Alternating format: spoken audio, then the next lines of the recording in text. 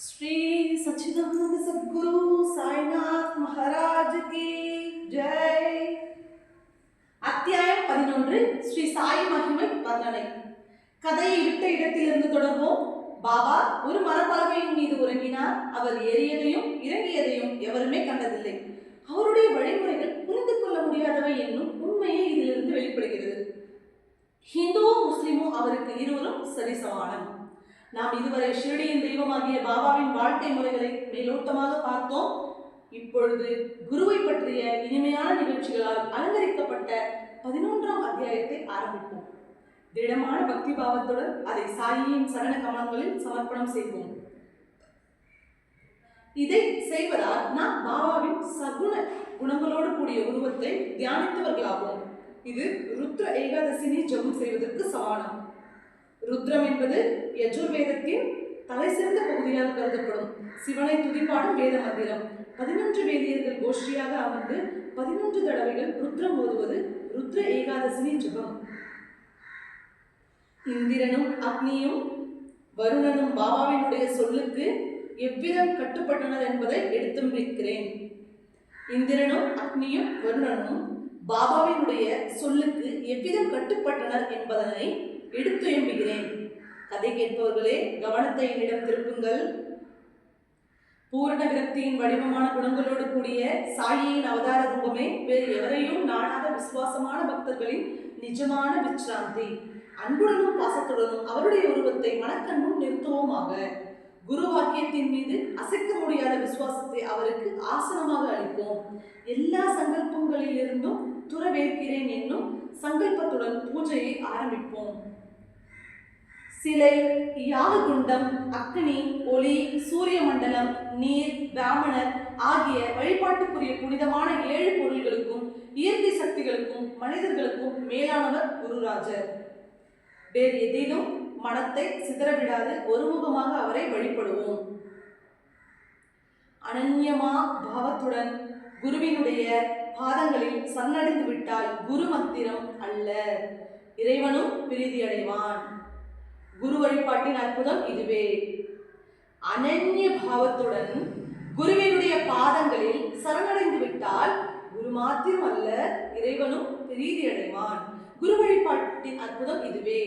குரு பக்தர்கள் இதை சுயமாக அனுபவிக்க வேண்டும். குரு பக்தருக்கு உடல்தான் நான் என்னும் உணர்வு இருக்கும் வரைதான் அவருக்கு மனித வடிவில் ஒரு குரு தேவைப்படுகிறார். நான் கேவலம் இவ்வுடல் அல்லேன் என்னும் விழிப்பை பெற்றவருக்கு நிராகரமான, அதாவது உருவம் இல்லாத குருவே தேவையை நிறைவேற்றுகிறது. இது சாஸ்திரங்களின் கூற்று. தியானம் செய்வதற்கு ஒரு உருவம் கிடைக்காத போது பக்தி பாவத்துடன் வெளிப்பட இயலாது. அவ்விதமாக பக்தி வெளிப்படாத போது அரும்பாக இருக்கும் மனமலர் விகசிப்பதில்லை. மலராத இவ்வரும்பால் மனம் கொடுக்க முடியாது. மலராத இவ்வரும்பால் மனம் கொடுக்க முடியாது. தேனும் அளிக்க முடியாது. தேன் மட்டும் இவ்வரும்பை ஒருபோதும் வட்டமிடுவதில்லை. குணங்களுடன் கூடிய இறைவனுக்கு உருவம் உண்டு. நிர்குணமான இறைவனுக்கு உருவம் ஏதுமில்லை. உருவமுடைய இறைவனும் உருவமில்லாத இறைவனும் ஒன்றே. இங்கு வேறுபாடு ஏதுமில்லை. நெய் கெட்டியாக இருந்தாலும் உருகிய நிலையில் ஓடும் திரவமாக இருந்தாலும் நெய் நெய்தான். உருவமற்ற இறையும் உருவமுள்ள இறையும் ஒன்றுடன் ஒன்று இசைப்பட்டு இப்பிரபஞ்சத்தையே வியாபிக்கிறது. கண்கள் திருப்தி அடையும் வரை தரிசனம் செய்யவும், எங்கிருந்து ஞானம் மடை திறந்தார் போலவும் நேரடியாகவும் ஆகிறதோ அப்பொற்பாதங்களின் மேல் சிரத்தை தாழ்த்தவுமே மனம் விரும்புகிறது. பக்தர்கள் அன்புடன் சம்பாஷணை செய்வதற்காகவும் சந்தனம் மற்றும் அக்ஷதை போன்ற பொருட்களை உபயோகித்து பூஜை செய்வதற்காகவும் இறைவன் உருவம் எடுக்க வேண்டியிருக்கிறது. உருவமற்ற இறைவனை மனதால் கற்பனை செய்வதை விட உருவமுள்ள இறைவனை பார்ப்பது மிக எளிது. உருவமுள்ள குணமுள்ள இறைவனிடம் அன்பும் பக்தியும் திடமாக வேரூன்றிய பிறகு உருவமற்ற இறைவனை அறிந்து கொள்வது தானாகவே பின்தொடர்கிறது. நிர்குணமான நிராகாரமான இறைவனை பக்தர்களுக்கு புரிய வைப்பதற்கு பாபா கையாண்ட உபாயங்கள் எத்தனையோ. அவரவர்களுடைய ஆன்மீக தகுதிக்கும் திறமைக்கும் ஏற்ப பக்தர்களை தனித்தனியாக நிர்வகித்தார். பல சந்தர்ப்பங்களில் தரிசனம் தரவும் மறுத்தார். ஒருவரை ஷிரடியிலிருந்து தேசாந்திரியாக வெகு தூரம் அனுப்பிவிடுவார். மற்றவரை ஷிரடியிலேயே தனிமையில் வாழச் செய்வார். மற்றொருவரை வாடாவை விட்டு வெளிவராமலே இருக்க செய்து தாம் நியமித்தவாறு புராணங்களை பாராயணம் செய்ய சொல்வார். பல ஆண்டுகளின் மாதிரி அபியாசங்களில் ஈடுபட்டால் பாபாவின் உருவமற்ற இருப்பை வீட்டின் மேல் ஏக்கம் அதிகமாகி உட்கார்ந்து கொண்டிருக்கும் போதும் உறங்கும் போதும் உணவருந்தும் போதும் எந்நேரமும் பாபா அண்மையில் இருப்பதை பக்தர்கள் உணர்வார்கள். இச்செயல்பாடுகளின் நோக்கம் இதுவே. நசித்து போகும் தன்மையை உடைய இவ்வுடல் என்றோ ஒரு நாள் மரணத்தை சந்திக்கப் போகிறது. ஆகவே பக்தர்கள் மரணத்தை நினைத்து சோகம் அடையாமல் ஆதியும் அந்தமும் இல்லாத இறைவனிடமே மனதை நிலைக்க செய்ய வேண்டும். பலவிதமான செழிப்புகளுடன் நம்முன் தோன்றும் காட்சிகள் தோன்றா நிலையில் இருக்கும் இறைவனை தோன்றியதும் மாயையுமான வெளிப்பாடுகளே. தோன்றா நிலையில் இருக்கும் இறைவனிடமிருந்து தோன்றியவை அனைத்தும் அவனிடமே திரும்பிச் சென்றுவிடும். நம்முன் தோன்றும் காட்சிகள் தோன்றா நிலையில் இருக்கும் இறைவனை தோன்றியதும் மாயையுமான வெளிப்பாடுகளே. தோன்றா நிலையில் இருக்கும் இறைவனிடமிருந்து தோன்றியவை அனைத்தும் அவனிடமே திரும்பிச் சென்றுவிடும். பிரம்மாவிலிருந்து புல் பூண்டு வரை சிருஷ்டி அனைத்தையும் நாம் வஷ்டியாக நோக்கினும் சமஷ்டியாக நோக்கினும் தோன்றா நிலையில் இருக்கும் இறைவனிடமிருந்து தோன்றியதால் மறுபடியும் அவை தோன்றா நிலையே சென்றடைய வேண்டும். வியஷ்டி என்பது தனிப்பட்ட பொருளின் நிலை. உதாரணமாக மரம், பழம், ஒரு துளி நீர், ஒரு குடிமகன் என்பனவற்றையெல்லாம் சொல்லலாம். சமஷ்டி என்பது கூட்டு நிலை. உதாரணமாக காடு, கடல், சேனை, மாநகர மக்கள் என்பனவற்றையெல்லாம் சொல்லலாம். ஆகவே யாரும் எப்பொழுதும் மரணமடைவதில்லை. பாபா விஷயத்தில் மரணம் எப்படி உண்மையாக இருக்க முடியும்? ஸ்ரீ சாயி நித்திய சுத்தர், புத்தர், நிரஞ்சனர், மரணமற்றவர். சிலர் அவரை இறைவனுடைய அடையார் என்று சொல்லலாம், சிலர் அவரை மகாபாகவதர் என்று சொல்லலாம். ஆனால் நமக்கு அவர் சாட்சாத் கடவுளின் அவதாரமே. பெருக்கெடுத்தோடும் கங்கை நதி சமுத்திரத்தை சேரும் முன் சூரியனுடைய உஷ்ணத்தால் தவிப்பவர்களுக்கு வழிநெடுக இதமான குளிர்ச்சியை அளிக்கிறாள். கரையோரத்தில் இருக்கும் மக்களுக்கு ஜீவனை அளிக்கிறாள். எல்லாருடைய தாகத்தையும் தணிக்கிறாள். அவதார புருஷர்களின் நிலை இதுவே. அவர்கள் தோன்றுகின்றனர், மறைகின்றனர். அவர்களுடைய வாழ்க்கை நெறிமுறைகளால் உலகத்தை தூய்மையாக்குகின்றனர். இயற்கையாகவே மன்னிப்பதில் மிகச் சிறந்தவர்களாகவும் என் நிலையிலும் பதட்டப்படாத அமைதியுடனும் கபடமற்றும் பொறுமையுடனும் இந்த ஞானிகள் ஒப்பற்ற திருப்தியுடன் வாழ்ந்தனர். அவர்களில் ஒருவரே நம் பாபா. மனித உருவில் காணப்பட்டாலும் பிரபஞ்சத்தில் உலவி வந்தாலும் அவர் நிர்குணமானவர், நிர்விகாரமானவர், சங்கம் தேவைப்படாதவர், அகமுகமாக முக்தி அடைந்தவர். பகவான் ஸ்ரீ கிருஷ்ணரே ஞானிகள் என்னுடைய ஆத்மா, ஞானிகள் என்னுடைய உயிருள்ள பிம்பங்கள், அன்பும் கருணையும் உள்ள ஞானிகள் எல்லோரும் நானே என்று கூறினார். அவர்களை என்னுடைய பிம்பங்கள் என்று சொல்வது கூட சரியாகாது. ஏனெனில் ஞானிகள் என்னுடைய நிச்சலமான என்றும் மாறாத சுரூபங்கள். என் பக்தர்களின் சுமைகளை நான் ஞானிகளின் பொருட்டே சுமக்கிறேன். அனன்யமாக ஞானிகளை சரணடைந்த பக்தர்களின் பாதங்களை நான் வணங்குகிறேன் என்று பகவான் ஸ்ரீ கிருஷ்ணன் ஞானிகளுடைய பெருமையை உத்தவருக்கு உபதேசம் செய்தார். உருவமிப்பவர்கள், உருவமில்லாதவர்கள், இவர்கள் அனைவரிலும் சிறந்தவராகவும் குணவந்திரர்களில் உத்தமமான குணமுடையவராகவும் சான்றோர்களில் சீரிய சான்றோராகவும் அவர்களை அனைவரிலும் அரசனாகவும் இருப்பார். எல்லா ஆவல்களிலும் திருப்தி அடைந்தவர், தன்னிறைவு பெற்றவர், எதேச்சையாக கிடைத்ததில் சந்தோஷம் அடைபவர், அனைவரது அவதாரமும் ஆத்மாவில் நிலைத்தவர், சுகதுக்கங்களுக்கு அப்பாற்பட்டவர், ஆத்மானந்த வைபவம் அடைந்தவர். யாரால் அவருடைய கௌரவத்தை வர்ணிக்க முடியும்? அவர் பிரம்மதேவனுடைய அவதாரம். ஆகவே சொற்களால் அவரை விவரிக்க முடியாது. சொற்களால் விவரிக்க முடியாத அந்த சக்தியை கண்ணால் காணும்படியான ரூபத்தில் பூமிக்கு வந்தது. சச்சிதானந்தமே அவர் என்று அறிந்து கொள்வதுதான் முழுமையான ஞானம். சத் சித் ஆனந்தம், அதுவே சச்சிதானந்தம். சத் என்பது உள்ளது, சித் என்பது அறிவு, ஆனந்தம் என்பது ஆனந்தமே.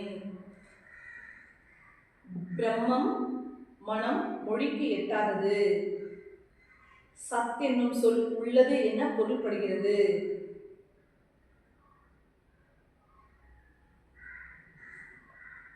எவருடைய மனம் பிரம்மத்திலேயே லயித்திருக்கிறதோ, எவர் இவ்வுலக வாழ்விலிருந்து நிவர்த்தி அடைந்தவரோ, எவர் உலகியல் தொல்லைகளிலிருந்து விடுபட்டவரோ, எவர் முழு முதல் பொருளுடன் தம்முடைய ஆத்மாவை ஒன்றுபட செய்து விட்டாரோ, அவர் தூய ஆனந்தத்தின் உருவமாவார்.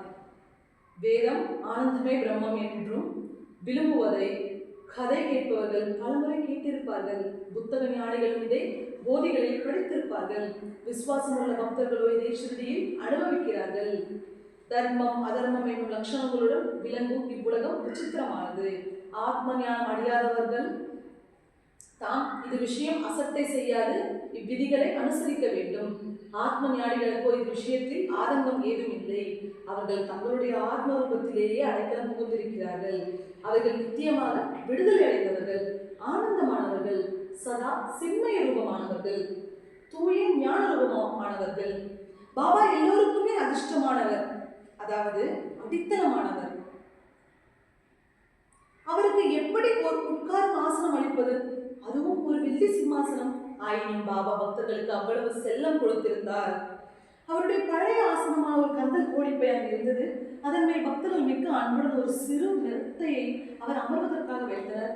உட்கார்ந்த நிலையில் சாய்ந்து கொள்ளும் சுவரை ஒட்டி ஒரு திண்டும் வைக்கப்பட்டது. பக்தர்களுடைய மனத்தின் ஓட்டங்களை மதிக்கும் வகையில் பாபா அவர்களுடைய விருப்பங்களை ஏற்றுக்கொண்டார். ஷிரடியில் இருப்பது போல் தெரிந்தாலும் பாபா எங்கும் சுதந்திரமாக சுற்றி வந்தவர். இந்த அனுபவத்தை தான் சாயி எப்பொழுதும் பக்தர்களுக்கு அளித்தார். பற்றற்றவராகவும் மனத்தின்மை உடையவராகவும் இருந்த பாபா பக்தர்கள் செய்த சடங்கு பூர்வமான பூஜையையும் ஏற்றுக்கொண்டார். எல்லாரிடமிருந்தும் அவரவருடைய சமயசார வழக்கங்களின்படியும் பக்தர் விரும்பியவாறும் பூஜையை ஏற்றுக்கொண்டார்.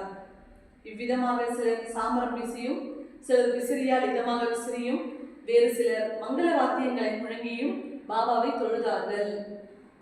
சிலர் அவருடைய கைகளையும் பாதங்களையும் அலம்பினர். சிலர் அத்தரும் சந்தனமும் பூசினர்.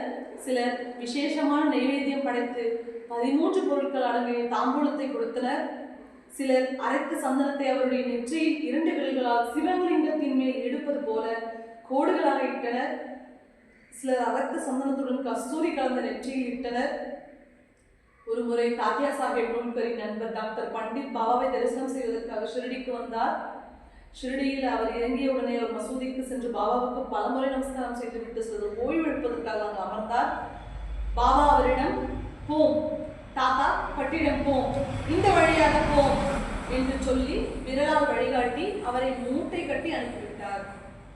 பண்டிட் தாத்தாப்பட்டி வீட்டுக்கு சென்றார். மரியாதையான நல்வரவு அளிக்கப்பட்டார். தாத்தா அப்பொழுதுதான் பாபாவுக்கு பூஜை செய்வதற்காக எல்லா பொருட்களையும் தயார் செய்து கொண்டு கிளம்பிக் கொண்டிருந்தார். பண்டித்தை தம்முடன் வர விருப்பப்படுகிறாரா என்று கேட்டார். பண்டித் இதற்கு சம்மதித்து தாதாவுடன் சென்றார். தாதா பூஜையை செய்தார். அந்நாள் வரை பாபாவினுடைய நெற்றியில் வட்டமாக சந்தனம் இடுவதற்கு எவருக்குமே தைரியம் இல்லை. பக்தர் எவராக இருப்பினும் எக்காரணத்திற்காகவோ வந்த போதிலும் பாபா அவரை நெற்றியில் சந்தனம் இடுவதற்கு அனுமதிக்கவே இல்லை. பக்தர் எவராக இருப்பினும் எக்காரணத்திற்காகவோ வந்திருந்தாலும் கூட பாபா அவரை நெற்றியில் சந்தனம் இடுவதற்கு அனுமதிக்கவில்லை. மகாசாபதி ஒருவர் மட்டுமே கழுத்தில் சந்தனம் பூச அனுமதிக்கப்பட்டார். மற்றவர்கள் பாதங்களுக்கே சந்தனம் பூசினர். டாக்டர் பண்டித்தோ குழந்தையுள்ளம் படைத்தவர், கபடமில்லாதவர், பக்திமான். அவர் தாதா வைத்திருந்த சந்தன பூடாவை வழியை எடுத்து சாயினுடைய தலையை ஒரு கையால் பிடித்துக் கொண்டு மற்றொரு கையால் நெற்றியில் அழகான திரிபுண்டரம் 3 நீளமான பட்டைகள் இட்டுவிட்டார். ஈசனுக்கு இடுவது போல. அவருடைய சாகர செயலை கண்டு தாத்தா கலவரம் அடைந்தார். என்ன சாசனம் இது, பாபா இதை செய்ததால் சீரமாட்டார் என்று நினைத்து கொண்டே இருந்தார். நடக்கவே முடியாதது நடந்து விட்டது எனும் பாபா ஒரு வார்த்தையும் பேசவில்லை. மாறாக அவர் முகம் பிரசன்னமாகவே இருந்தது. கோபக்குறி துளியும் காட்டவில்லை. இந்நிகழ்ச்சி நடந்து முடிந்து விட்டது. ஆனால் தாத்தாவினுடைய மனமோ அறுத்து கொண்டிருந்தது. அன்று சாயங்காலமே பாபாவை அது பற்றி வினவினார். நாங்கள் ஒரு சிறிதளவு சந்தனம் நெற்றியில் இடுவதற்கு முயலும் போதும் நீங்கள் எங்களை தொடவும் அனுமதிப்பதில்லை. இன்று காலையில் நடந்தது என்ன ஐயனே? நாங்கள் இடுவதற்கு முயலும் சந்தன திலகத்திற்கு அபார அபாரின்மையும் வெறுப்பும் காட்டுகிறீர்கள். டாக்டர் பண்டித் திரிபுரத்தின் மேல் என்ன ஏக பிரியம்! இது என்ன விசித்திரமான நடத்தை ஒரே சீராக இல்லையே என்று லேசாக கோபித்துக் கொண்டார். பாபா முகத்தில் ஒரு புன்முறுவலை தவழவிட்டுக் கொண்டு இந்த மதுரமான வார்த்தைகளை பிரீதியுடன் தாத்தாவிடம் கூறினார். கவனமாக இதை கேளுங்கள். தாத்தா, அவருக்கு ஒரு குரு பிராமணர் இருந்தார். நான் ஜாதியில் முஸ்லிம் என்பதை ஞாபகப்படுத்திக் கொள்ளும். இருப்பினும் அவர் என்னை தம் குருவாகவே கருதி எனக்கு குரு பூஜை செய்தார். நான் ஜாதியில் மிக புனிதமான பிராமணன், இவரோ ஒரு புனிதமற்ற முஸ்லீம். அவரை எப்படி நான் பூஜை செய்ய முடியும் என்ற சந்தேகம் அவருக்கு தோன்றவே இல்லை. எனக்கு எந்த உபாயமும் கொடுக்காமல் இப்படிதான் அவர் என்னை ஏமாற்றி விட்டார். நான் மறுப்பதற்கு இடம் கொடுக்காமலே அவர் என்னை முழுமையாக வெற்றி கொண்டு விட்டார். தாத்தா விவரணத்தை கேட்டார். ஆனால் அதை ஒரு நகைச்சுவையாகவும் இங்கிதமாகவும் பேச்சாகவுமே எடுத்துக்கொண்டார். வீடு திரும்பும் வரை தாத்தாவுக்கு உண்மையான முக்கியத்துவம் விளங்கவில்லை. பாபாவினுடைய இந்த முன்னுக்கு பின் முரணான செயல் தாதாவை மனம் குமரச் செய்தது. ஆனால் இந்நிகழ்ச்சி பற்றி டாக்டர் பண்டித்திடம் பேசிய உடனே பாபா தம்முடைய செய்கைகளில் ஒரே சீராக இருந்தது நன்கு விளங்கியது. தோபேச்வர் என்னும் ஊரை சேர்ந்த ரகுநாத் என்று ஒரு சித்தர் இருந்தார். காகா புராணிக் என்ற பெயரால் நன்கு அறியப்பட்டவர் அவர். பூர்வ ஜென்ம சம்பந்தத்தால் டாக்டர் பண்டித்துக்கு அவருடைய சேவடிகளில் ஈர்ப்பு உண்டாகி சிஷ்யராகிவிட்டார். பண்டித் தம் குரு காகாவை கூறி அழைத்தார். அதனால் ஏற்பட்ட அனுபவம் அவரை விசுவாசத்தில் திருத்தியது. மனம் எப்படியோ பாவம் அப்படியோ, எப்படியே பக்தி பிரகாரம் அன்றோ. இருந்த போதிலும் பூஜை சடங்குகள் எல்லாம் பாபா விரும்பிய போதும் அனுமதிக்கப்பட்டன. அனுமதி இல்லையே பாபா நரசிம்ஹ அவதாரம் எடுத்தது போல கோபம் கொண்டு பூஜை திரவியங்களை எல்லாம் விசிறி எடுத்து விடுத்திருப்பார். நரசிம்ஹ அவதாரம் எடுத்த போது அருகே நிற்க எவருக்கு தைரியம் இருந்தது? கோபச்சுவாலையை அவர் இருந்தபோது அனைவரும் தப்பித்தோம் பிழைத்தோம் என்று ஓடிவிடுவர். சில சமயங்களில் திடீரென்று கோபாவேசம் கொண்டு தம் கோபத்தை பக்தர்கள் மீது காட்டுவார். மற்ற சமயங்களில் மெழுகை விட இலகியவராகவும் சாந்தமும் மன்னிக்கும் சுபாவமும் உருவெடுத்து வந்தவர் போலவும் இருப்பார். இன்னும் சில நேரங்களில் காலக்கினியை கொன்று பயங்கரமாக தோன்றி பக்தர்களை பகல் முறையில் நடக்க செய்தார். சில சமயங்களில் வெண்ணையை விட இலகியவராக உற்சாகமாகவும் மகிழ்ச்சியுடனும் இருந்தார். பிடிப்பார்வைக்கு கோபத்தால் அவர் நடுங்கலாம், கண்விழிகளை வேகமாக சுழற்றலாம். ஆனால் இதயத்திலோ தாய்க்கு குழந்தையின் மேல் இருப்பது போன்று கருணையுற்று பொங்கியது. அடுத்த கணமே தம்முடைய சுய சாந்தி நிலையை மீண்டும் அடைந்து பக்தர்களை தம்மிடம் வருமாறு உறக்க அழைப்பார். நான் யார் மீதாவது கோபப்படுவது போல தெரிந்தாலும் என்னுடைய இதயத்தில் கோபமே கிடையாது. தாய் தன் குழந்தையை எட்டி உதைத்து தள்ளினால்தான், கடல் ஆற்றை வாராதே என்று திருப்பி அடித்தால்தான் நான் உங்களை வெறுத்து ஒதுக்கி இன்னல் செய்வேன்.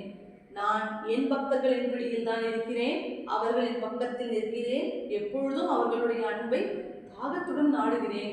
துன்பத்தில் அவர்கள் கூப்பிடும் போது ஓடி வருகிறேன். கதையில் இந்த வாதத்தை சொல்லிக் கொண்டிருக்கும் போதே இன்னொரு மிக பொருத்தமான கதை ஞாபகத்திற்கு வருகிறது. அதை சொல்கிறேன், கதை கேட்பவர்களே கவனமாக கேளுங்கள். கல்யாணில் வசித்த சித்திக் பாலகே என்ற முஸ்லிம் மிக்கா மெதினா யாத்திரையை முடித்தவுடன் ஷிரடிக்கு ஒரு முறை வந்தார். வயது முதிர்ந்த இந்த ஹாஜி வடக்கு நோக்கிய சாவடியில் தங்கினார். முதல் 9 மாதங்களுக்கு பாபா இவரை கண்ணெடுத்தும் பார்க்கவில்லை. ஏதோ மனஸ்தாபம் இருந்தது போல் தெரிந்தது. நேரம் இன்னும் பழுக்கவில்லை. மசூதிக்கு செல்வதற்கு அவர் எடுத்த முயற்சிகள் அனைத்தும் வீண். அலுப்பையும் சிலிப்பையுமே தந்தன. அவர் பல வழிமுறைகளை கையாண்டும் பாபா அவரை திரும்பி பார்க்கவும் மறுத்துவிட்டார். மசூதியின் கதவுகள் எல்லோருக்கும் திறந்திருந்தன. யாருமே ரகசியமாக எப்படியாவது உள்ளே நுழைய வேண்டிய அவசியமில்லை. ஆனால் சித்திக் பால்கேவுக்கு மசூதியின் படிகளில் ஏற அனுமதி கிடைக்கவில்லை. பாலகி மனமுடைந்து போனார். மசூதியின் படிகளில் கூட கால் வைக்க முடியாமல் செய்த என்னுடைய விதிதான் என்னை. நான் என்ன கொடும் பாவம் செய்தேனோ தெரியவில்லையே. எவ்விதமாக நான் அவரை மகிழ்ச்சியடைய செய்து அவர் அருளை பெற முடியும்? இவ்வெண்ணமே வாழ்க்கையை மனதை இரவும் பகலும் ஒரு வியாதியை போல் வாட்டியது. ஒரு நாள் எவரோ அவரிடம் கூறினார், சோகத்தில் முழுகாது, மாதவராவினுடைய உதவியை நாடினால் உங்கள் விருப்பம் நிறைவேறும். நந்தி தேவரை முதல் தரிசனம் செய்யாமல் உதாசனம் செய்துவிட்டு சிவன் பிரீதி அடைவார் என்று நீங்கள் எப்படி எதிர்பார்க்கலாம்? வாழ்க்கைக்கு இது ஒரு சிறந்த வழியாக தோன்றியது. மேல் எழுந்த வாரியாக பார்க்கும்போது கதை கேட்பவர்களுக்கு இதை மிகப்படுத்தி சொல்லப்பட ஒன்றாக தெரியலாம். ஆனால் ஷிரடிக்கு பாபா தரிசனத்திற்காக சென்ற பக்தர்கள் இதுவே அனுபவமாக இருந்தது.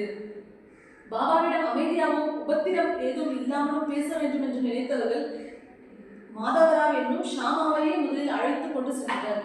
மாதவராவ் முதலில் மெல்லிய குரலிலும் இனிமையாகவும் யார் வந்திருக்கிறார், எங்கிருந்து வந்திருக்கிறார், எதற்காக வந்திருக்கிறார் என்பது பற்றி இதமாக அறிமுகப்படுத்துவார். சமர்த்த சாயி இத்தூண்டுதலால் பேச ஆரம்பிப்பார். இதை பற்றி கேள்விப்பட்ட ஹாஜி மாதவராவை என்னுடைய மனதில் இருக்கும் இடைவிடாத குறைச்சலை நிரந்தரமாக எடுத்தறியுங்கள், அடைய முடியாததை அடைவதற்கு எனக்கு உதவி செய்யுங்கள் என்று கெஞ்சினார். தயவு செய்யும்படி இவ்வாறு உந்தப்பட்ட மாதவராவ் இச்செயல் சுலபமாக இருந்தாலும் சரி, கஷ்டமாக இருந்தாலும் சரி, ஒரு முறை முயன்று பார்த்து விடுவது என தீர்மானித்தார். மாதவராவ் மசூதிக்கு சென்று மெதுவாகவும் உஷாராகவும் இந்த விஷயத்தை பற்றி பேசுவதற்கு தைரியம் பூண்டார். பாபா, அந்த முதியவர் ஒரே கஷ்டப்படுகிறாரே, அவருக்கு நீங்கள் உபகாரம் செய்யக்கூடாதா என்று கேட்டார்.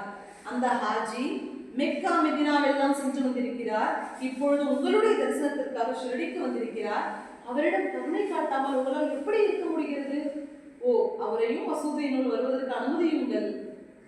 எண்ணற்ற ஜனங்கள் இந்த மசூதியில் தரிசனம் செய்ய வருகிறார்கள், தரிசனமானவுடன் திரும்பி விடுகிறார்கள். இவை மாத்திரம் ஏன் தனிமைப்படுத்தி ஏக்கத்தால் வெம்பி போக செய்ய வேண்டும்? இப்பொழுதாவது அவர் மீது கிருபையுடன் கடாட்சம் செய்யுங்கள், மசூதியில் பேட்டி அளியுங்கள். அவரும் அப்போது தம் மனதில் என்ன இருக்கிறது என்பதை சொல்லிவிட்டு உடனே இடத்தை விட்டு அகற்று விடுவார். அதற்கு பாபா, ஷாமா, நீ இன்னும் இன்று பிறந்த சிசுவாகவே இருக்கிறாய். அல்லாஹ் அனுகிரகம் அவருக்கு இல்லாவிட்டால் என்னால் என்ன செய்ய முடியும்? அல்லாமியாவிடம் கடன்படாதவர் எவராவது இந்த மசூதியின் படிகளில் ஏற முடியுமா? இங்கிருக்கும் பக்கீரின் வழிமுறைகள் எந்த ஆச்சரியத்தாலும் அறிந்து கொள்ள முடியாதவை. அவரை கட்டுப்படுத்த என்னால் முடியாது. எது எவ்வாறு இருப்பினும் பாரவி கிணற்றுக்கப்பால் நேராக போகும்படி ஒற்றையடி பாதையில் அவர் ஜாக்கிரதையாக நடந்து வருவாரா என்று சபஷ்டமாக கேள். ஹாஜி சொன்னார், எவ்வளவு சிரமமான செயலாக இருந்தாலும் நான் ஜாக்கிரதையாக நடந்து வருவேன். எனக்கும் பிரதிஷ்யமாக பேட்டி அளியுங்கள். உங்களுடைய பொற்பாதங்களின் அருகில் அமர என்னை அனுமதியுங்கள். இந்த பதிலை ஷாமாவிடமிருந்து கேட்ட பிறகு பாபா சொன்னார், மேற்கொண்டு அவரை நான் 4 தவணைகளில் எனக்கு 40,000 ரூபாய் தருவாரா என்று கேள். இந்த செய்தியை சொன்ன மாதவராவிற்கு ஹாஜி பதிலளித்தார், என்ன கேள்வி கேட்கிறீர்? பாபா கேட்டால் நான் 40 லட்சங்களும் கொடுப்பேன். ஆயிரங்களை பற்றிய கதை என்ன? பாபா இதை கேட்டுவிட்டு மேலும் சொன்னார், இன்று மசூதியில் ஒரு ஆட்டை வெட்ட போகிறோம். எந்த பகுதி மாமிசம் அவருக்கு வேண்டும் என்று கேள். மாமிசம் சேர்ந்த எலும்புகள் வேண்டுமா, அல்லது அவர் கொட்டைகளின் மீது மனதை வைத்திருக்கிறாரா? போ, அவருக்கு எது வேண்டும் என்று நிச்சயமாக அந்த கிழவரை கேட்டுக்கொண்டு வா என்றார். மாதவராவ் பாபாவினுடைய செய்தியை முழுமையாக ஹாஜிக்கு தெரிவித்தார். ஹாஜி திட்டவட்டமாக பதில் உரைத்தார், எனக்கு அதில் எதுவுமே வேண்டாம். ஏதாவது எனக்கு கொடுக்க வேண்டும் என்று பாபாவுக்கு எண்ணம் இருந்தால் எனக்கு ஒரே ஒரு ஆசைதான் இருக்கிறது. அவருடைய கொலம்பாவிலிருந்து, அதாவது சோற்று பானையிலிருந்து ஒரு பிடி உணவு கிடைத்தால் என்னை மகா பாக்கியசாலியாக கருதுவேன் என்றேன். மாதவராவ் ஹாஜியினுடைய பதிலை பாபாவுக்கு தெரிவித்தார். பாபா இதை கேட்டவுடனே கடும் கோபம் கொண்டார். கொலம்பாவையும் குடிநீர் பானைகளையும் கதவு வழியாக வெளியே எடுத்தெறிந்தார். ஆக்ரோஷமாக தம்முடைய கைகளை கடித்துக் கொண்டு வெளியே வந்து ஹாஜியின் அருகில் நின்றார். கஃப்னியை 2 கைகளால் பிடித்து ஹாஜிக்கு எதிரில் கஃப்னியை தூக்கி கொண்டு நின்று அவர் சத்தம் போட்டார், நீர் உம்மை என்னவென்று நினைத்துக் கொண்டு என் முன்னே கர்ப்பம் காட்டுகிறீர். உம்முடைய வயோதிக ஞானத்தை தம்பமடிக்கிறீர். இப்படித்தான் உம்முடைய குரானை படித்தீரா? மெக்காவுக்கும் மெதினாவுக்கும் புனித யாத்திரை சென்றது உம்மை கர்வியாகவும் கோபக்காரனாகவும் செய்துவிடாதே. என்னை நீர் இன்னும் அறிந்து கொள்ளவில்லை. பாபா கண்ணார் பின்னார் என்ற வார்த்தைகளால் அவரை வசை மொழிந்து கடிந்து கொண்டார். ஹாஜி திகைத்து செயலற்று போய்விட்டார். பாபா திரும்பிச் சென்று விட்டார். மசூதியின் முற்றத்தினுள் நுழையும் போது தோட்டத்திற்கு பெண்கள் சிலர் மாம்பழம் விற்பதை பார்த்தார். அவரிடமிருந்து பழக்குடைகள் அனைத்தையும் விலைக்கு வாங்கி ஹாஜிக்கு அனுப்பி வைத்தார். உடனே திரும்பி மறுபடியும் பால்கேயிடம் சென்று 55 ரூபாய் ஒவ்வொன்றாக ஹாஜியின் கையில் எண்ணினார், அதாவது கொடுத்தார். இதற்கு பிறகு இருவருடைய பிரேமை வளர்ந்தது. ஏற்கனவே நடந்தது எல்லாம் இருவருமே முற்றிலும் மறந்துவிட்டதை போல ஹாஜி விருந்துக்கு அழைக்கப்பட்டார். ஹாஜி மகிழ்ச்சியில் திளைத்தார். சில நாட்களுக்கு பிறகு ஹாஜி ஷிர்டியை விட்டு சென்று விட்டார். ஆனால் மறுபடியும் திரும்பி வந்தார். பாபாவின் மீது மேலும் மேலும் திறமை கொண்டார். அதற்கு பிறகும் பாபா அவருக்கு அவ்வப்போது பணம் கொடுப்பதை தொடர்ந்தார். இடிக்கும் மின்னலுக்கும் அதிபதியும் மேகங்களின் மீது ஆட்சி செலுத்துபவருமான இந்திரனே ஒருமுறை பாபாவை தொழுவதை கண்டு நான் ஆச்சரியத்தில் தாக்கப்பட்டேன். மிக பயங்கரமான நேரம் அது. வானம் முழுவதும் மேகமூட்டத்தால் கதறவிட்டது. பறவைகளும் மிருகங்களும் பயத்தால் நடுங்கின.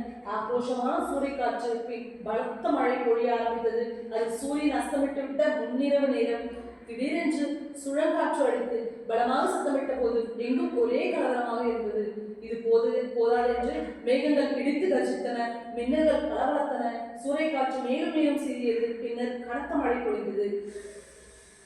மேகங்கள் கொட்டு என்று கொட்டின. ஆரங்கட்டி பெரியதாகவும் வேகமாகவும் விழுந்தது. ஷிரடி கிராம மக்கள் அனைவரும் என்ன நேருமோ என்று பீதியடைந்தனர். ஆடு மாடுகள் பரிதாபமாக கதறினர். மசூதியின் சார்பில் ஆண்டிகள் பாதுகாப்பாக ஒதுங்கினர். மாடுகளும் கன்றுகளும் அங்கு வந்து குழுமின. மசூதியில் இடமில்லை. தண்ணீர் தண்ணீர் தண்ணீர், எங்கே பார்த்தாலும் தண்ணீர். மழை பொழிந்த வேகத்தில் வைக்கோல் எல்லாம் அடித்து கொண்டு போய்விட்டன. அறுத்து கட்டு கட்டு குட்டகையில் வைக்கப்பட்டிருந்த தானியங்கள் எல்லாம் முழுக்க நனைந்து போயின. ஜனங்களிடையே பீதியும் அமளியும் நிலவியது. கிராம மக்கள் பயத்தால் நடுநடுங்கி சபா மண்டபத்தில் நெருங்கி அடித்தனர். சிலர் பாதுகாப்பாக மசூதியின் சார்புகளில் கீழே நின்றனர். அவர்கள் அனைவரும் பாபாவை வேண்டிக் கொண்டதற்காகவே வந்திருந்தனர். ஜோகாயி, ஜாகாயி, மாரியாயி, சனி, சங்கரர், அன்பாபாயி, மாருதி, கண்டோபா, அகல்சாபதி, இந்த தெய்வங்களை எல்லாம் ஷிரடியில் ஒவ்வொன்றும் ஒவ்வொரு இடத்தில் இருந்தன. ஆனால் ஆபத்து காலத்தில் கிராம மக்களுக்கு இந்த தேவதைகள் எந்த உதவியும் செய்யவில்லை. அவர்களுடைய நடமாடும் தெய்வமான சாயியே ஆபத்து நேரத்தில் அவர்களை மீட்பதற்காக ஓடி வந்தார். அவருக்கு கோழியோ ஆடோ பலியிட தேவையில்லை. பணமும் சமர்ப்பிக்க வேண்டிய அவசியம் இல்லை. நேர்மையான அன்புக்காகவும் விசுவாசத்திற்காகவுமே அவர் பசி கொண்டார். அதன் பிறகு அவர்களுடைய சங்கடங்கள் அனைத்தும் தொலைந்து போயின. மக்கள் எவ்வளவு அதிர்ந்து போயிருந்தார்கள் என்பதை அறிந்த போது மகாராஜனுடைய இருதயம் கருணையால் உருகியது. தம்முடைய ஆசனத்தை விட்டு எழுந்து மசூதியின் வாசல் விளம்பிற்கு வந்து நின்று கொண்டார். வானம் வெடித்தது, மின்னல்கள் பளபளத்தன. இதன் நடுவே சாயி மகாராஜ் பலம் கொண்ட மட்டும் தம்முடைய குரலை உச்சஸ்வரத்திற்கு உயர்த்தி கர்ஜித்தார். சாதுகளுக்கும் ஞானிகளுக்கும் தங்களுடைய உயிரை காட்டிலும் பக்தர்களுடைய உயிரே பெரிது. அவர்களுடைய விருப்பப்படியே தான் தேவர்களும் நடந்து கொள்கின்றனர். அவர்களுக்காகவே தேவர்களும் பூமிக்கு இறங்கி வருகின்றனர். பக்தர்கள் உதவி நாடி வேண்டும் போது தேவர்களும் பக்தர்களுடைய ஈடுபாட்டை ஞாபகப்படுத்திக் கொண்டு அவர்களுக்காகவே பரிந்து ஓடி வந்து காப்பாற்ற வேண்டும். கர்ஜனைக்கு மேல் கர்ஜனை, பயங்கரமான வானை பிளந்தது. இச்சத்தம் அங்கு இருந்தோரையெல்லாம் சிவிடாக்கிவிட்டது. மசூதியே நடுங்கி ஆடுவதை போல தோன்றியது. உச்சஸ்வரத்தில் பாபாவினுடைய குரல் மலை பள்ளத்தாக்கின் எதிரொலியை போல் மசூதிகளின் மூலமாகவும் கோயில்களின் மூலமாகவும் முழங்கியது. உடனே மேகங்கள் எடுப்பதை நிறுத்தின. மழையும் அடங்கியது. பாபாவினுடைய கர்ஜனை சபா மண்டபத்தையே உலுக்கியது. பக்தர்கள் திகைத்து போய் எங்கு இருந்தனரோ அங்கேயே ஆசையற்று நின்றனர். பாபாவினுடைய செயல்முறைகள் ஆராய்ச்சிக்கு அப்பாற்பட்டவை அல்லவோ. மழை குறைந்தது. சூறாவளி காற்று நின்றது. மேகமூட்டமும் பார்வையை மறைத்த நீராவி படலமும் கலைந்தன. படிப்படியாக மழை குறைந்தது. ஊதல் காற்று அடங்கியது. அந்த நேரத்தில் வானத்தின் கருமை மறைந்து நட்சத்திரங்கள் கூட்டங்கள் தெரிய ஆரம்பித்தன. சிறிது நேரத்தில் மழை முழுவதுமாக நின்றுவிட்டது. காற்று மந்தமாகியது. வானத்தில் நிலா தோன்றியது. சகலரும் ஆனந்தமடைந்தனர். இந்திரனுக்கு கருணை பிறந்தது போலும். மேலும் ஒரு ஞானியினுடைய ஆணைக்கு மதிப்பு கொடுக்க வேண்டுமென்றோ. ஆகவே மேகங்கள் பல திசைகளில் சிதைந்து ஓடின. புயலுக்கு பின் அமைதி நிலவியது. மழை முழுக்க நின்றுவிட்டது. இதமான காற்று வீச ஆரம்பித்தது. வானத்தின் உருமல்கள் சுத்தமாய் நின்றுவிட்டன. பறவைகளும் மிருகங்களும் தைரியமடைந்தன. வீடுகளின் சார்புகளை ஒட்டி கொண்டிருந்த ஆடு மாடுகள் குட்டிகளுடன் கன்றுகளுடனும் வெளியே வந்து தைரியமாகவும் சுதந்திரமாகவும் உலாவின. பறவைகள் வானத்தில் உயர பறந்தன. பயங்கரமான இந்நிகழ்ச்சியை அனுபவித்த மக்கள் பாபாவினுடைய உபகாரத்திற்கு மனதார நன்றி தெரிவித்துவிட்டு தம் தம் வீடுகளுக்கு சென்றனர். உறுதியான சமநிலையை அடைந்த ஆடு மாடுகள் காலப்போக்கில் நடமாடின. இவ்விதமாக இந்த சாயி கரை உருவானவர். தாய் தன் குழந்தையின் மீது செலுத்தும் பாசத்தை போன்று அவர் பக்தர்களின் மீது செலுத்தும் பாசம் மிக உயர்ந்தது. அது பற்றி திருப்தியான அளவிற்கு நான் எவ்வாறு பாடுவேன். அக்னியின் மீதும் அவருக்கு இம்மாதிரியான ஆதிபத்தியம் இருந்தது. இது விஷயமாக ஒரு சுருக்கமான கதையை கவனத்துடன் கேளுங்கள். செவிமடுப்பவர்களே அது பாபாவினுடைய அபூர்வமான சக்தியை விளக்கும். ஒரு நாள் நடுப்பகல் வேளையில் துணியின் தீ பலமாக எழும்பியது. அந்நேரத்தில் துணிக்கு பக்கத்தில் இருப்பதற்கு எவருக்கும் தைரியம் இல்லை. ஜுவாலைகள் திகு திகுவென்று உயரமாக இருந்தன. தீ பயங்கரமாக எரிந்து பல சிரங்கள் உயரமாக கிளம்பி கூரையின் மரப்பலகையை தொட்டன. தீ விபத்தில் மசூதியே இருந்து சாம்பலாகிவிடும் போல் தோன்றியது. பாபா என்னவோ அமைதியாகவே இருந்தார். முற்றும் வியப்படைந்த மக்கள் கவலையால் பீடிக்கப்பட்டு உரைக்க கூறினர். ஐயோ, எவ்வளவு அமைதியாகவும் படபடப்பென்றையும் இருக்கிறார். யாரோ ஒருவர் அலறினார். ஓடி போய் தண்ணீர் கொண்டு வாருங்கள். மற்றவர் சொன்னார், யார் அதை நீர் கொட்டுவது? கொட்ட முயன்றால் சட்டா பலமாக உன்மீது விழும். யார் இதை செய்ய தைரியமாக முன் வருவார்? எல்லோரும் தைரியத்தை இழந்து தத்தளித்தனர். ஆனால் யாருக்குமே கேட்பதற்கு தைரியம் இல்லை. பிறகு பாபாவே தாம் இருந்த நிலையில் இருந்து சிறிது நெளிந்து சட்காவின் மீது கரத்தை வைத்தார். கொழுந்து விட்டு எரியும் தீயை பார்த்து கொண்டே சட்காவை கையில் எடுத்துக்கொண்டு நகரு, பின்வாங்கு, போ என்று சொல்லிக்கொண்டே அடிமேல் அடியாக அடித்தார். துணியிலிருந்து ஒரு கை தூரத்தில் இருந்த கம்பத்தை சர்க்காவால் அடித்து துணியை முறைத்து பார்த்து கொண்டும் சாந்தமடை சாந்தமடை என்று திரும்ப திரும்ப சொன்னார். ஒவ்வொரு அடிக்கும் துணி தன்னுடைய ஆக்ரோஷத்தை இழந்து பின்வாங்கியது. படிப்படியாக துணி சாந்தமடைந்தது. மக்களுடைய பீதியும் அடியோடு தொலைந்து போயிற்று. ஞானிகளில் சிறந்தவரும் இறைவன் அவதாரமுமான சாயி இவ்வாறே இருந்தார். அவருடைய பொற்பாதங்களில் சரணடைந்தால் நம் கிருபை செய்யும் கரத்தை உம்முடைய சிரத்தின் மீது வைப்பார். எவர் இந்த அத்தியாயத்தை சிரத்தையுடனும் பக்தியுடனும் நித்திய பாராயணம் செய்கிறாரோ அவர் சாந்தமான மனநிலையையும் ஆபத்திலிருந்து முழு விடுதலையையும் அனுபவிப்பார். நான் இன்னும் வேறென்று சொல்லுவேன். மனதை தூய்மைப்படுத்திக் கொண்டு நியம நிஷ்டையுடன் விதிக்கப்பட்ட சடங்குகளை செய்து கொண்டு சாயியை முழு மனதுடன் வழிபட்டால் முழு முதல் பொருளை அடைவீர்கள். உங்களுடைய அபூர்வமான இச்சைகளுக்கும் கூட பூர்த்தி செய்யப்படும். கடைசியில் நீங்கள் நிஷ்காமனராக ஆகிவிடுவீர்கள். இவ்வாறாக நீங்கள் எளிதில் கிடைக்காத சாயுஜ்ய முக்தி நிலையை, இறைவனுடன் ஒன்றை விடுதல் நிலையை அடைவீர்கள். அகண்டமான சாந்தியும் திருப்தியும் உங்கள் இதயத்தை நிரப்பும். இக்காரணம் பற்றி பரமார்த்த சுகத்தை அனுபவிக்க விரும்பும் பக்தர்கள் இந்த அத்தியாயத்தை திரும்ப திரும்ப பாராயணம் செய்ய வேண்டும். இம்மாதிரியான பாராயணம் சித்தத்தை தூய்மைப்படுத்தி ஆன்மீக நல்வாழ்வை அளிக்கும். விரும்பாதவைகளும் இன்னல்களும் விரட்டி அடிக்கப்படும். விரும்பினவும் நன்மைகளும் விளையும். பாபாவினுடைய அற்புதமான சக்தியை எல்லோரும் அனுபவிக்கலாம். ஹேமட் சாயியின் பொற்கமல பாதங்களை சரணடைகிறேன். அடுத்த அத்தியாயம் மிக மிக புனிதமானது. குரு சிஷ்ய உறவின் மகிமையையும் எவ்வாறு ஒரு குரு புத்திரர் தம் குரு கோலப்பின் தரிசனம் பெற்றார் என்பதை பற்றியும் விவரிக்கும். எவ்வளவு துன்பம் தரும் சோதனையாக இருந்தாலும் ஒரு சிஷ்யன் தன் குருவை தேவரை துறந்து விடக்கூடாது. எவ்வளவு துன்பம் தரும் சோதனையாக இருந்தாலும் ஒரு சிஷ்யன் தன் குருதேவரை துறந்து விடக்கூடாது.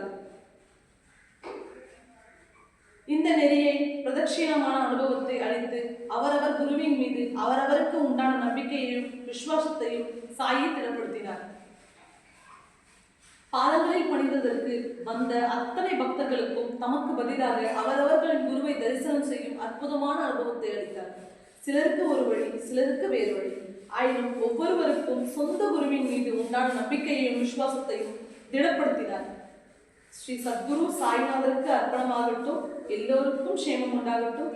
ஞானிகளாலும் சான்றோர்களாலும் ஊட்டப்பட்டு சாயி பக்தர் ஹேமட் பந்தால் இயற்றப்பட்ட ஸ்ரீ சமர்த்த சாயி சச்சரிதம் என்னும் காவியத்தில் ஸ்ரீ சாயி மகிமை வர்ணனை என்னும் 11வது அத்தியாயம் முற்றும். ஸ்ரீ சத்குரு சாய்நாத் மகாராஜ்க்கு ஜெய்.